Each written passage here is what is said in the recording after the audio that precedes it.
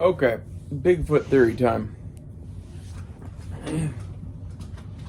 I have a couple of different Bigfoot theories. One of them is that he's an interdimensional being. We'll get to that. This is my other one. Okay, so Native American tribes back in the day, I'm guessing, occasionally had people that weren't like everybody else, right? Maybe someone's born with some extra hair, kind of, a genetic throwback, whatever. Let's assume that those kind of people are ostracized like they are most places. Okay, now let's assume that there's a collection of those kind of people in the woods and that they fucking have kids. And I'm telling you, what if this happened 20,000 years ago? Now, what if their whole culture has been developed to hide? So, like, they are Stone Age Native Americans of 20,000 years ago that are, gatherers, basically.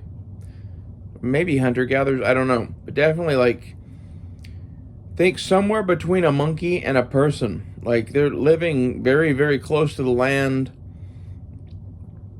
Like, as someone who's obsessed about wilderness survival, the goal is to be able to live that way. It's very difficult. But some of the places that these things are places where you could do it. Particularly in, like, the forests of Canada, British Columbia, especially in the whole, like, from, like, Oregon to Alaska, that whole range can support this kind of a life form. Okay, Florida and the swamps and fucking, even like the swamps in Louisiana and shit, those things are full of food. Okay, now imagine that there was a group of these things that just got used to living in the swamps. Swamp people. I think this explains all of this. As far as the big tracks go, I can't explain that.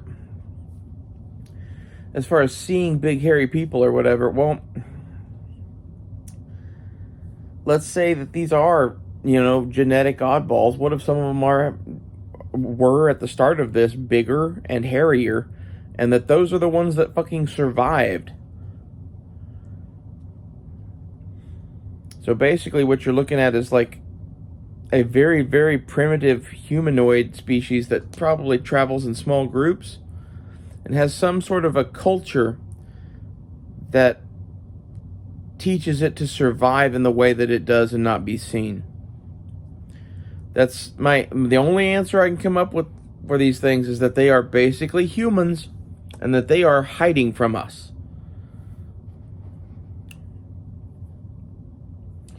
Maybe they aren't exactly humans. Maybe they could be close. But, like, again, evolution's a tricky thing. And assuming that we're dealing with outcasts of the Stone Age that just bred amongst themselves, we could be looking at some pretty strange genetic shit. Look at wolves and fucking chihuahuas. Same amount of time separates those. Okay? These things could be significantly different. The skunk ape stuff in Florida I find particularly interesting because, like, there's so much food there.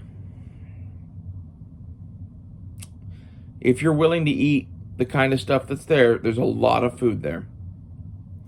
Pacific Northwestern forests, it's just the size of the wild mixed with the amount of wild edibles that do grow there, mixed with the game that is there, assuming that this thing hunts.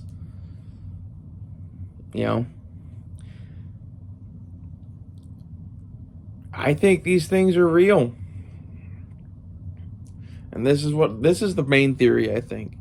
The next theory, I think, is even crazier. And, like, this is, okay, so the government seems to be covering these things up. Why would that be? Well, let's say that they're not some leftover thing. What if these are aliens? What if Bigfoot is an alien here on picnic safari kind of a thing? They come through a portal at will, and they think of the Earth as their territorial hunting ground for, I don't know, whatever it is Bigfoots eat.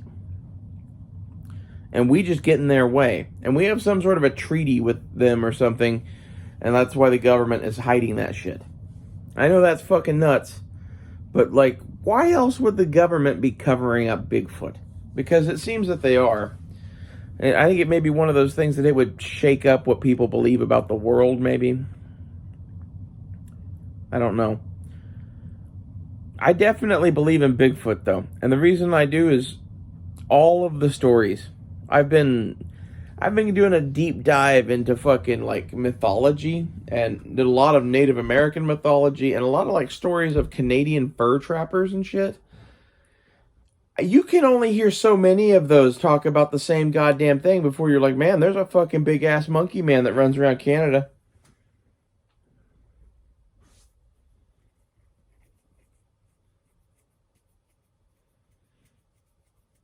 I think that's pretty much true. I don't know what other conclusion you could draw based off of what they're showing us. Like, this is half of the thing, is maybe they just want us to believe in a fucking monkey man. But at the same time, Les Stroud ain't lying to you. 100%. Les Stroud believes this shit's real because he saw it. He is one of the ones that makes me go, As far as my own experiences in the woods, I've never seen no fucking Sasquatch. Never really went looking for it. To be honest, I think you would have to go to one of the two places I described. I don't think you're going to find Sasquatches in the desert. I don't think you're going to find Sasquatches in Texas even, really. I love the people that are in like Oklahoma going and looking for Squatch. There's a group of that. I'm not saying we couldn't have any here. Our population density would just be a hell of a lot less dense than other places. Like, I don't know. It's the fact that they're hidden. There's only so many places you could hide in Oklahoma. I don't know. Maybe they like migrate across the fucking country, but I doubt it. I think that there's probably a big group of them, assuming they aren't interdimensional fucking space hunters or some shit.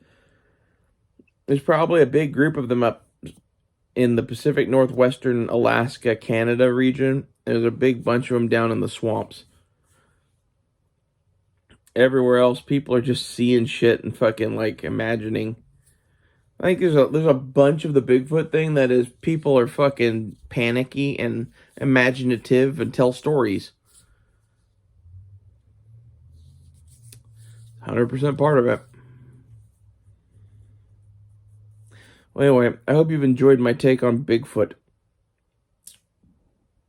It's not what everyone else says. Personally, I really think there could be some long-lost group of fucking humans that have been like, again, maybe they weren't the fucking most humanly humans to begin with, and then they've been fucking each other in a circle in the woods for thousands and thousands of years. Inbreeding will do some strange shit, man. Turn you into a Bigfoot. See you later. Well, there's one other thing. What if they're Nephilim? I mean, if they are inbreeding in a circle in the woods, I don't know. And then there's the whole fucking like, the Nephilim, the ones that survived the flood, were supposed to have been cast out into the mountains by God, given places to live. It's interesting to think about. I'll see you guys later.